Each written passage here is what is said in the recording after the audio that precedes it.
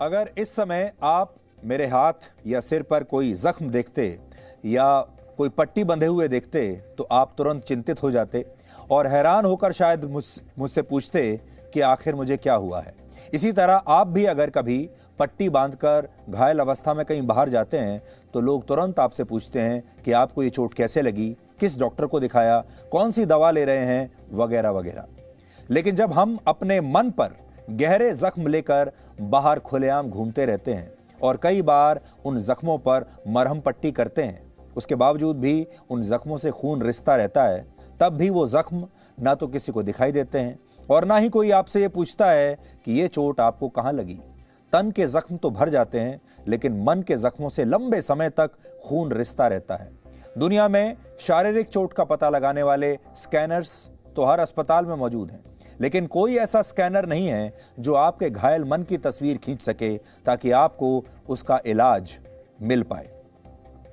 मशहूर शायर और लेखक गुलजार ने एक बार लिखा था, जख्म कहते हैं दिल का गहना है, जख्म कहते हैं दिल का गहना है, दर्द दिल का लिबास होता है। इसका मतलब है कि आज की तारीख में हर दिल में दर्द पलता है। ये दर्द ही आपके मन का अदृश्य लिबास बन जाता है।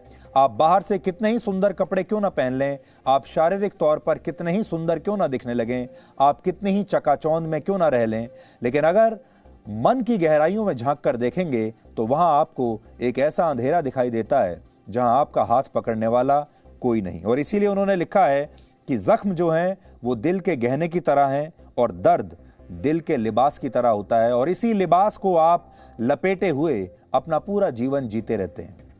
दर्द का लिबास। ऐसी ही कहानी है अमेरिका की 25 वर्ष की, सिर्फ 25 वर्ष की सुपर मॉडल और अभिनेत्री बेला हदीद की। और आज की उन्हीं कहानी के आधार पर, उनकी इसी कहानी के आधार पर आज हमने ये सोचा कि सबसे पहले आपको ये विश्लेषण दिखाएंगे। वो दुनिया की हाईएस्ट पेड मॉडल हैं, सबसे ज्यादा पैसा कमाने वाली मॉडल हैं, जिनके पास 200 करोड़ रुपए से ज्यादा की संपत्ति है। उन्हें दुनिया की सबसे खूबसूरत मॉडल्स में से एक माना जाता है और सोशल मीडिया पर उनके फॉलोअर्स की संख्या 5 करोड़ से भी ज्यादा है। दुनिया के करोड़ों लोग उनकी खूबसूरती के दीवाने हैं और एक दिन उनके जैसे लाइफस्टाइल जीने का सपना दुनिया भर के करोड़ों युवा देखते हैं कि एक दिन हमारा जीवन भी इनके जैसा बन जाएगा। लेकिन हाल ही में बेला हदीद ने सोशल मीडिया पर अपनी कुछ तस्वीरें पोस्ट की हैं जिसमें उन्हें बुरी तरह से रोते हुए देखा जा सकता है और ऐसा चेहरा उनका दिखाई दे रहा है जिसे देखकर दुनिया भर के लोग हैरान रह गए और उन्हें ऐसा लगा कि बेला हदीद के दिल पर बहुत गहरे जख्म हैं और उनसे खून रिस रहा है और वही खून आंसू बनकर अब उनकी आंखों से बहता है। आप तस्वीरें देखिए, ये तस्वीरें इतनी खूबसूरत मॉडल बेला हदीद ने सोशल मीडिया पर पोस्ट की हैं। असल में ये वो तस्वीरें हैं कि अगर किसी मॉडल की ऐसी तस्वीरें कोई खींच भी ले तो वो लोग, वो सेलिब्रिटीज कभी नहीं चाहेंगे कि दुनिया के लोग इन तस्वीरों को देखें। शायद ये लोग अपनी इस तरह की तस्वीरों को नष्ट कर देंगे और पूरी कोशिश करेंगे कि दुनिया तक ये तस्वीरें ना पहुंचें। लेकिन ऐसा क्या हुआ होगा कि बेला हदीद ने खुद से अपनी इस तरह की रोते हुए तस्वीरें खुद से सोशल मीडिया पर पोस्ट कर दी। वो दुनिया को क्या बताना चाहती हैं? बेला हदीद ने अपनी रोती हुई तस्वीरों के बारे में अपनी पोस्ट में लिखा है कि वर्षों से उनके कई दिन और कई रातें ऐसे ही बीत रहे हैं, यानी कई बार उनके दिन की शुरुआत भी ऐसे ही रोते हुए होती है और दिन का अंत भी ऐसे ही आंसुओं के साथ होता है। उन्होंने अपने फैंस से कहा है कि सोशल मीडिया फेक है, यानी सोशल मीडिया नकली है। यहां चीजें जितनी शानदार दिखाई देती हैं असल में वैसी है नहीं। वो आगे लिखती हैं कि लगभग हर किसी का यही हाल है। सब लोग दुविधा में, सब लोग खोए खोए रहते हैं। किसी को यह समझ नहीं आता कि वो इस जीवन में आखिर कर क्या रहे हैं। बेला हदीद ने इस पोस्ट में यह भी लिखा है कि वो कई बार बर्नआउट और ब्रेकडाउन का शिकार हो चुकी हैं। बर्नआउट वो स्थिति है जब काम करते करते आपका मन बुरी तरह से थक चुका होता है, थक जाता है और आप में इतनी भी ऊर्जा नहीं बचती कि आप एक दिन भी और काम कर सकें। जबकि ब्रेकडाउन उस मानसिक स्थिति को कहते हैं जब आप पूरी तरह से मानसिक रूप से टूट जाते हैं और आपको आगे अपने जीवन का कोई रास्ता दिखाई नहीं देता। और कई बार आप फूट फूट कर रोने लगते हैं, बिल्कुल विवश हो जाते हैं। उसे कहते हैं कि आप इमोशनल ब्रेकडाउन के दौर से गुजर रहे हैं। और बेला हदीद इस समय ब्रेकडाउन और बर्नआउट दोनों का शिकार है। ये बहुत बड़े जख्म होते हैं जो आपके मन पर लगते हैं, और ये जख्म असल में आपके अलावा कोई और देख नहीं सकता।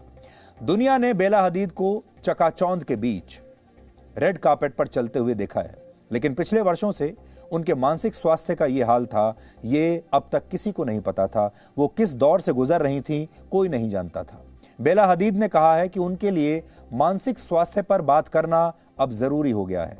बेला हदीद ने मशहूर अमेरिकी अभिनेता विल स्मिथ की बेटी और गायिका विलो स्मिथ का एक वीडियो भी शेयर किया, जिसमें विलो स्मिथ मानसिक स्वास्थ्य पर बात कर रही हैं। विलो स्मिथ भी बेला हदीद की तरह बर्नआउट और ब्रेकडाउन का सामना कर चुकी हैं। बेला हदीद उन लोगों में से हैं जिन्हें दुनिया में खूबसूरती का पैमाना माना जाता है। ऐसे सेलिब्रिटीज स्टेज पर आने से पहले, कैमरे के सामने आने से पहले जबरदस्त मेकअप करते हैं। दुनिया का बेहतरीन मेकअप उनके पास होता है। दुनिया के बेहतरीन मेकअप पर्सन्स उनके पास होते हैं, मेकअप आर्टिस्ट होते हैं जो उन्हें बहुत खूबसूरत बनाकर पेश करते हैं। अच्छा दिखने के लिए वो सर्जरीज तक कराते हैं, स्पेशल डाइट लेते हैं, जिम में घंटों पसीना बहाते हैं। उनके पास दुनिया के बड़े बड़े स्टाइलिस्ट होते हैं। इन लोगों के पास दौलत और शोहरत पर के अलावा सब कुछ होता है। दौलत है, शोहरत है, नाम है, पैसा है। आप लोग भी इन्हें अपना रोल मॉडल मानते हैं। दुनिया के करोड़ों जो युवा हैं वो इनके जैसा बनना चाहते हैं और इनके जैसा जीवन जीना चाहते हैं। और आप भी सोचते होंगे कि आखिर इतना परफेक्ट जीवन किसी का कैसे हो सकता है। आज आप जिस भी चीज़ की कल्पना करते हैं वो सब इनके पास है, और ये बहुत खुश भी नजर आते हैं। ऐसा जीवन भला कौन नहीं जीना चाहेगा। लेकिन बेला हदीद की कहानी ये बताती है कि बड़े बड़े फिल्म स्टार्स, मॉडल्स और सेलिब्रिटीज जिन्हें आप अपने नायक या नायिकाएं समझ बैठते हैं, वो कैसे एक बहुत ही दुख भरी और दोहरी जिंदगी जी रहे हैं। परफेक्ट दिन दिखने की चाह, सोशल मीडिया पर फिल्टर लगाकर अपनी सुंदर तस्वीरें पोस्ट करने की लत, और लगातार बिना थके काम करके बुलंदियों को छूने की ख्वाहिशों के बीच कई बार आपका मन भी आपसे रोते हुए चीख चीख कर ये कहता होगा कि बस अब और दबाव नहीं सहा जाता। लेकिन आप अपने मन की सुनते नहीं हैं और अपने मन को बार बार चुप कराकर काम करते चले जाते हैं। शायद एक बार भी आप रुक कर ये नहीं सोचते कि आपका मन क्या कह रहा है। दुनिया भर के लोग मोबाइल फोन के फिल्टर वाले लेंस में अब कैद होकर रह गए हैं। आपने भी देखा होगा, आप में से ज्यादातर लोग जब अपनी तस्वीरें लेते हैं तो अब ज्यादातर लोग उसमें कोई ना कोई लेंस लगाकर अपने सारी विकृतियों को दूर करके अपने आप को सुंदर दिखाकर ही आप सोशल मीडिया पर उन्हें पोस्ट करते हैं। इन लेंसेज की मदद से आप अपने विकारों को छुपाते हैं। आपके जीवन में जितनी भी गंदगी है ये आप किसी को दिखाना नहीं चाहते। आप इन सेलिब्रिटीज को अक्सर महंगे महंगे रिजॉर्ट्स में जाते हुए देखते होंगे, महंगी छुट्टियां बिताते हुए देखते होंगे, महंगे वेकेशंस पर जाते हैं, प्राइवेट जेट्स में सफ़र करते हैं, आलीशान पार्टियां करते हैं, महंगी छुट्टियां मनाते हैं, महंगे कपड़े पहनते हैं, दुनिया के बेहतरीन ब्रांड्स के कपड़े इनके पास होते हैं। और आपको ये लगता होगा कि ये सब कुछ बहुत आसान है, लेकिन कोई भी व्यक्ति जो इन्हें इस तरह स्क्रीन पर देखता है वो ये समझ नहीं पाता कि इस लाइफस्टाइल की असली कीमत क्या है। ये लोग कभी खुद को अपने लिए समय नहीं दे पाते। इन्हें अपने मानसिक स्वास्थ्य के साथ बहुत तरह के समझौते करने पड़ते हैं, कॉम्प्रोमाइज करने पड़ते हैं। ये छुट्टियां और आलीशान जीवन मुफ्त में नहीं मिलता। इसके लिए बहुत सारी कुर्बानियां और बहुत सारे कॉम्प्रोमाइज करने पड़ते हैं, और वो कुर्बानियां देने के लिए, वो कॉम्प्रोमाइज करने के लिए कई बार आपका मन आपको इजाजत नहीं देता, लेकिन फिर भी आप करते हैं। और जब इन समझौतों का दबाव इतना ज्यादा हो जाता है तब ब्रेकडाउन जैसी स्थितियां इन सेलिब्रिटीज के जीवन में आ जाती हैं। हाल ही में जापान में एक ट्रेन ड्राइवर की सैलरी इसलिए काट ली गई क्योंकि उसकी ट्रेन स्टेशन पर 1 मिनट देर से पहुंची थी। हमने अभी आपको दुनिया की सबसे बड़ी मॉडल की कहानी बताई। अब एक आम इंसान की कहानी सुनिए। एक आम इंसान जो जापान में ट्रेन का ड्राइवर है, उसकी ट्रेन स्टेशन पर 1 मिनट देरी से पहुंची। जापान में समय का पालन करने पर बहुत जोर दिया जाता है। उन्हीं लोगों को परफेक्ट माना जाता है जो 1 मिनट क्या 1 सेकंड की भी देरी नहीं करते, समय पर पहुंचते हैं। इसमें इंसानी गलती की कोई गुंजाइश होती ही नहीं। जापान उन देशों में से एक है जहां सबसे ज्यादा रोबोट्स बनाए जाते हैं, लेकिन वहां के लोग भी दिन रात अब मशीनों की तरह और रोबोट्स की तरह ही काम करते हैं और जापान में काम के दौरान की गई गलतियों को बहुत गंभीरता से लिया जाता है। कोई भी गलती माफ नहीं है वहां। लेकिन जिस ट्रेन ड्राइवर ने 1 मिनट की देरी की थी, अब उसने अपनी ही कंपनी पर केस करके 14 लाख रुपए का हर्जाना मांगा है। इस ड्राइवर का कहना है कि समय की पाबंदी का इतना दबाव बहुत जहरीला है, बहुत टॉक्सिक है और इससे उसे मानसिक आघात लगा है। जापान के रेलवे विभाग को समय का बहुत पाबंद माना जाता है। वहां हर ट्रेन समय पर पहुंचती है। वर्ष 2017 में जापान में एक ट्रेन, सोचिए पूरे साल में एक ट्रेन समय से 20 सेकंड पहले पहुंच गई थी, तो ट्रेन चलाने वाली कंपनी ने यात्रियों से माफी मांगी थी। इस छोटे से उदाहरण से आप समझ गए होंगे कि कैसे काम के मामले में इंसानों को मशीनों जैसा समझा जाने लगा है, जिन्हें जरा सी भी गलती करने की इजाजत नहीं होती। और जब एक इंसान मशीन की तरह दिन रात काम करता चला जाएगा, एक रोबोट की तरह दिन रात काम करेगा, तब उसका जो मन है वो जरूर टूटेगा। एक ना एक दिन उसे जरूर थकावट होगी, क्योंकि वो असल में रोबोट है नहीं। एक जमाना था जब कहा जाता था कि गलती तो इंसानों से ही होती है, लेकिन अब गलती करने वाले इंसान से पूछ लिया जाता है कि तुम इंसान हो जो इतनी गलतियां करते हो, कैसे इंसान हो? लगातार बिना थके काम करते रहने का यही दबाव बर्नआउट और ब्रेकडाउन की वजह बनता है। बेला हदीद अकेली ऐसी सेलिब्रिटी नहीं है जिन्होंने ब्रेकडाउन और बर्नआउट की शिकायत की है। इससे पहले आपको अगर याद हो तो मशहूर कॉमेडियन टिफनी हेडिश और अमेरिका की मशहूर गायिका बियोंसे, ब्रिटेन के राजकुमार प्रिंस हैरी की पत्नी मेगन मार्कल, अमेरिकी सिंगर और अभिनेत्री सेलेना गोमेज और अमेरिका की मशहूर जिम्नास्ट सिमोन बाइल्स और जापान की मशहूर टेनिस खिलाड़ी नाओमी ओसाका भी इसी तरह बर्नआउट का शिकार हो चुकी हैं। ये सब उनकी तस्वीरें हैं। इनके बारे में आपने अलग अलग जगह पर पढ़ा होगा, देखा होगा। और ये सब वो लोग हैं जिनके पास रुपए, पैसे, नाम, शोहरत किसी की कमी नहीं, लेकिन इन्होंने बाहर आकर सार्वजनिक रूप से स्वीकार किया कि ये खुश नहीं हैं और ये बर्नआउट का शिकार हो रहे हैं। बर्नआउट होने की वजह से इनमें से कोई अपनी स्टेज परफॉर्मेंस पूरी नहीं कर पाया, तो कोई डिप्रेशन में चला गया, तो किसी को साल में सिर्फ 28 दिन ही ऐसे मिले जब वो अपनी नींद पूरी कर पाया। और हैरानी की बात यह है कि काम के बोझ का शिकार होने वाले इन लोगों की उम्र सिर्फ 28 साल से 40 वर्ष के बीच है।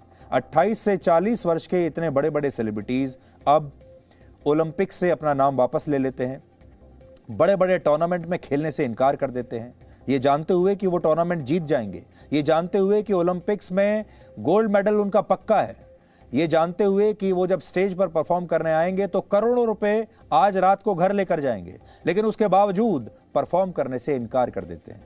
और ये एक समय ऐसा आता है जब कहने लगते हैं कि नहीं चाहिए गोल्ड मेडल, नहीं चाहिए करोड़ों रुपया और ये स्टारडम, कुछ नहीं चाहिए, मानसिक शांति चाहिए और शायद एक रात पूरी नींद सोना चाहते हैं, बस ये चाहिए।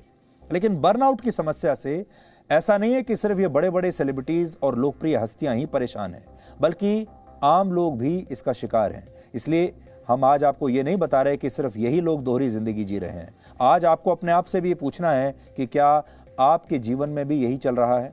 हो सकता है आप या फिर आपके परिवार का कोई सदस्य भी इसी तरह से इमोशनल ब्रेकडाउन या बर्नआउट का शिकार हो रहा हो।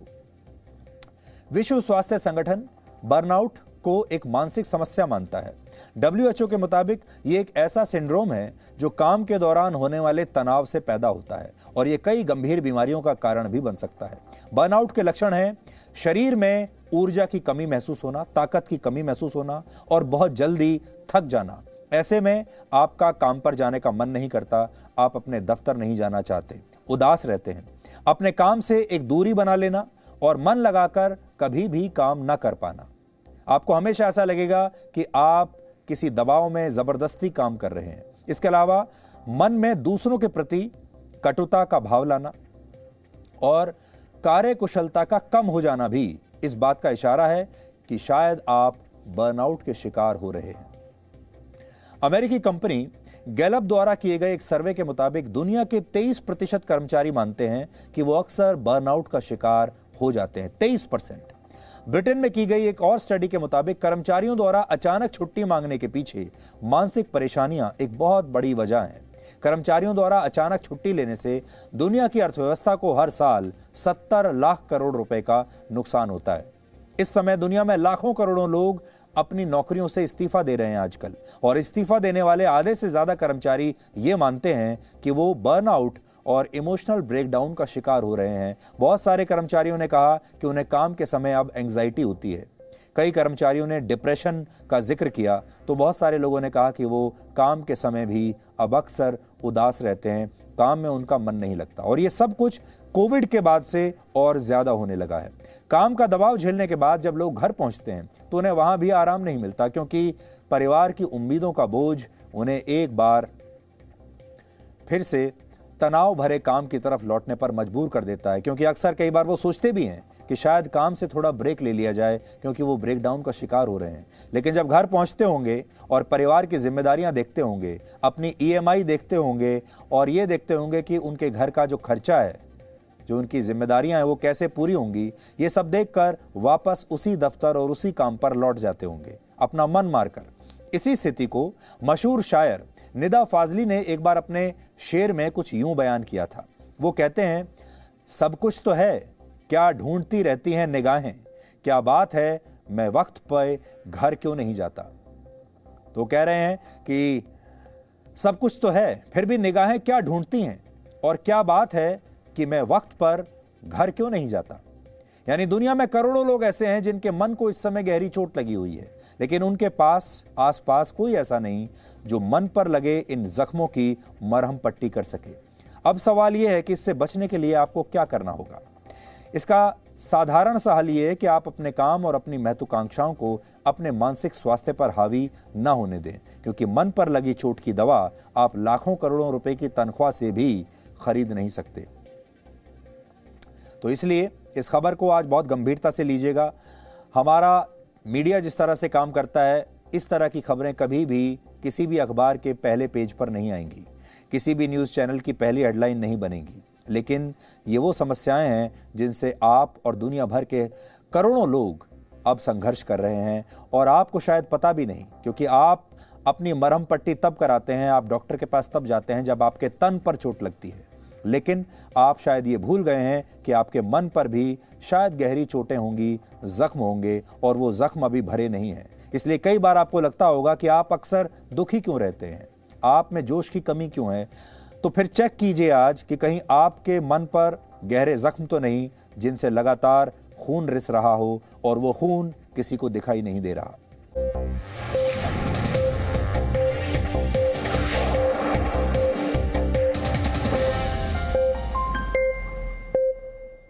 Presenting B News app, available on Google Play and App Store. Download it now.